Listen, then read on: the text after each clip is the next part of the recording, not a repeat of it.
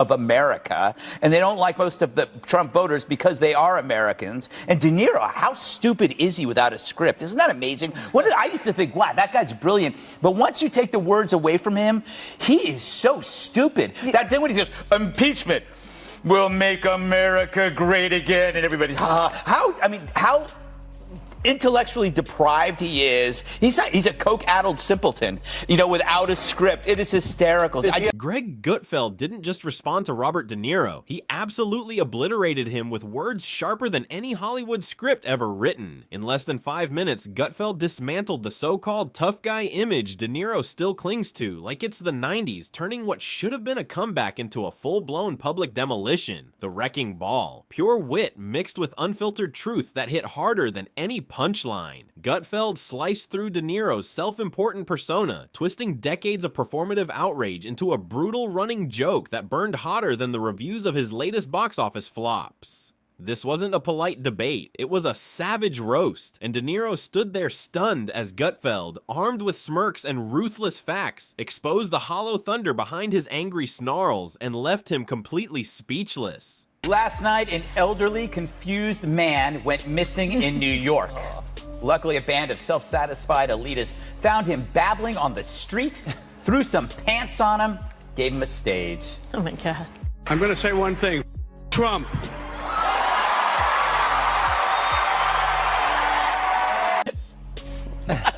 It kills me. Talk about persuasive. Really, I was on the fence about Trump, but then I decided to really listen to one of the great generational leaders of American pop culture. And the clenched fists at the end, that really drove it home. It looked like he was pressing a 2-pound weight in a Jenny Craig commercial. Oh my God. Look at it again.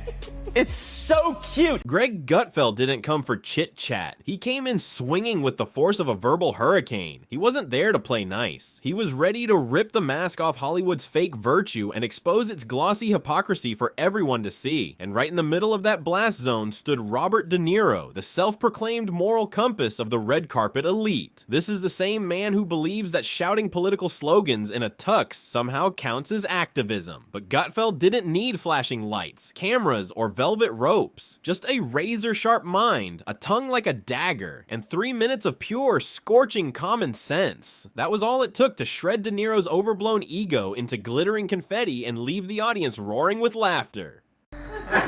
Robert De Niro's 29-year-old child, Aaron, has come out as transgender. When the press asked her for comment, she said, "You talking to they, them?"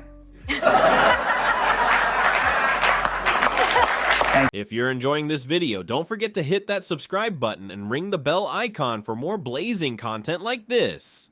It all started in classic fashion, with Robert De Niro once again trying to play the role of America's outraged conscience. Another interview, another dramatic meltdown, another over-the-top performance that felt less like truth-telling and more like a desperate Oscar audition gone wrong. You couldn't help but wonder, is he campaigning for Best Actor or just angling for a front row seat at the Democratic National Convention? There he was, spitting venom like a man furious that Americans dare to think for themselves without first asking for his approval.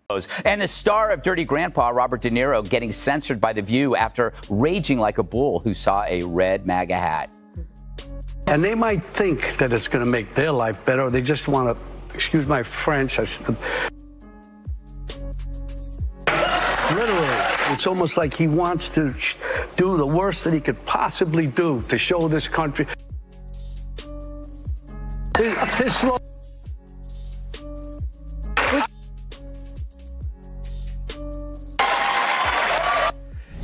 Jesse, I find that he's smartest when they drop his audio. Then came Gutfeld, cool, composed, and wearing that trademark smirk that practically shouted, "This is about to blow up the internet." He kicked things off with a jab so slick it burned. De Niro's not really acting anymore. He's basically just a loud Yelp review in a suit. And the audience erupted in laughter. Not the helpful kind of Yelp review either, but one of those wild all-caps rants about a crooked coffee lid at Starbucks. The panel howled, but Gutfeld wasn't close to done. He kept the flames coming, roasting with surgical precision and absolutely no mercy. Every word was sharper, funnier, and more devastating than the last, turning De Niro's outrage into pure entertainment gold. They can't see it themselves, and they're not surrounded by people telling them that they have a problem, and they lack self-awareness because everybody either tells them they're wonderful or wants to sell. So he has no clue what he's doing, and he's upset over the emotional nature.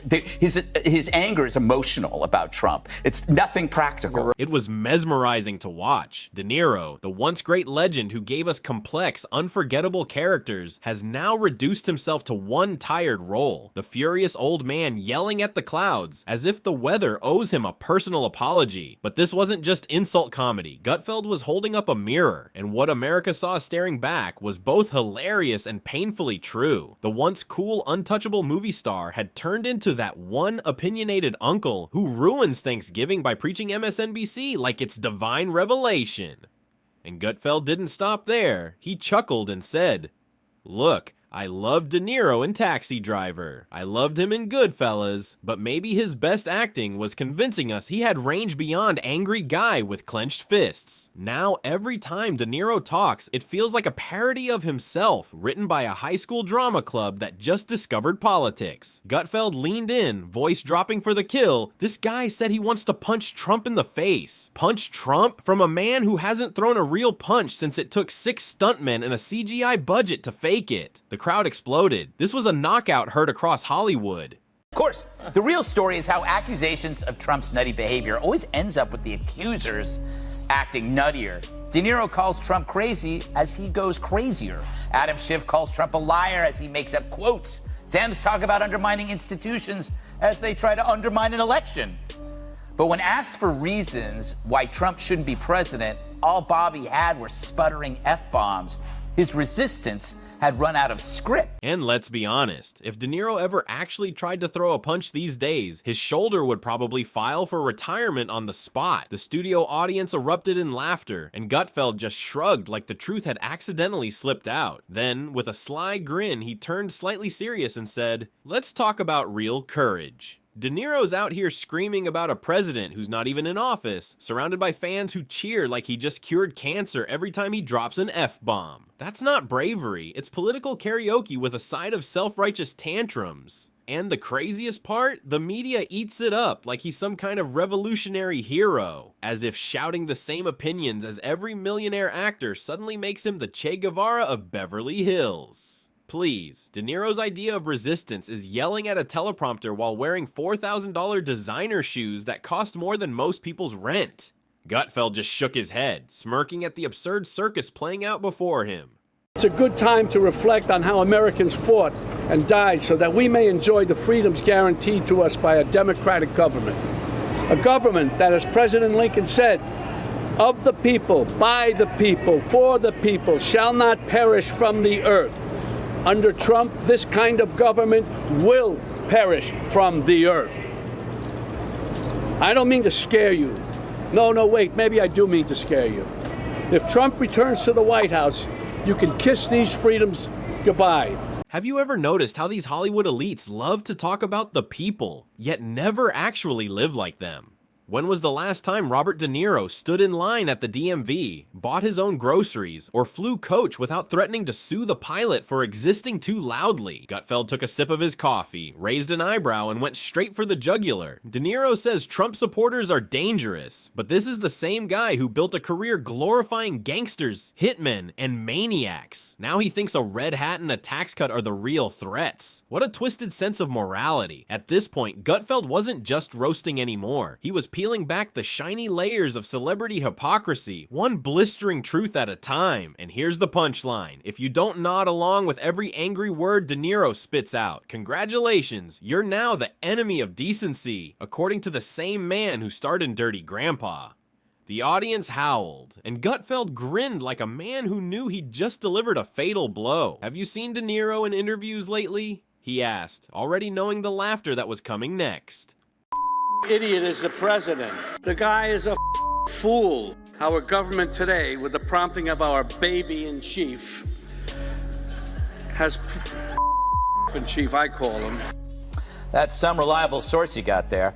This is what moms call bad language, or what producers call great TV. The plan, get an irrational figure at peak derangement and goad him into snapping. It's like cabaret for the chronically obsessed. De Niro doesn't really talk anymore. He grumbles through every sentence like a raccoon fighting a leaf blower. Ask him a simple question, and he reacts as if you've declared war on his espresso machine. Gutfeld wrapped it all up with a show-stopping finish, saying the truth out loud. Robert De Niro isn't angry because of Trump. He's angry because people stopped pretending his opinion matters. He's bitter because deep down, he knows the spotlight has faded. He peaked in the 90s, and now the only reason he lands on political panels is because Sean Penn had other plans.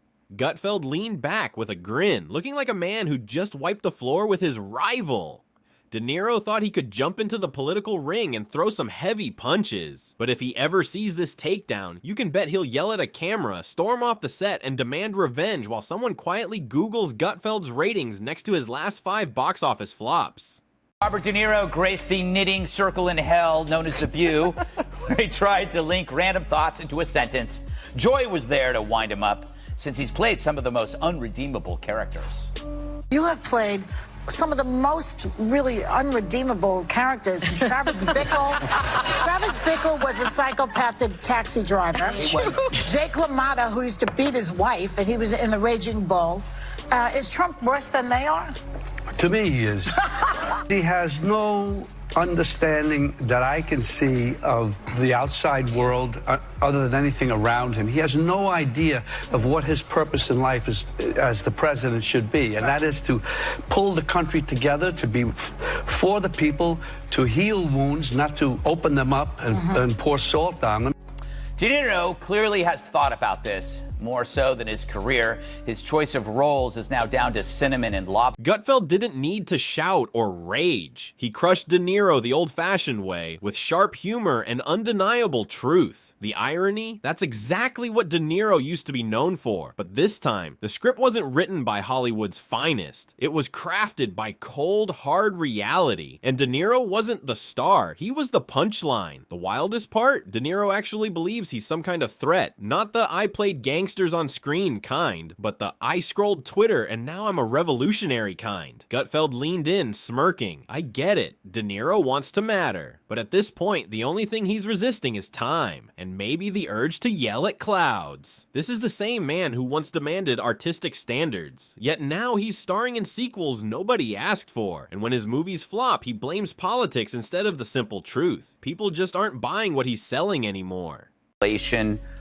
Instead, he's obsessed with these hypothetical what-ifs that Trump is going to keep hold on to power. None of these things are true. The panel couldn't stop laughing, not because it was cruel, but because it was spot on. Then Gutfeld shifted gears, not fully serious, but with that mock-serious tone that screams a truth bomb is incoming. De Niro keeps calling Trump a bully, a danger to democracy, Gutfeld said, but his entire political strategy seems to be threatening to punch people and growling through interviews like someone woke him up from a nap too early. If that's moral authority, Gutfeld joked, then I'm a vegan life coach. The audience roared with laughter, and he wasn't finished. He laid out the math, the hilarious kind that stings. The man who built his empire playing rebels, gangsters, and rule breakers is now clutching his pearls because people don't worship CNN.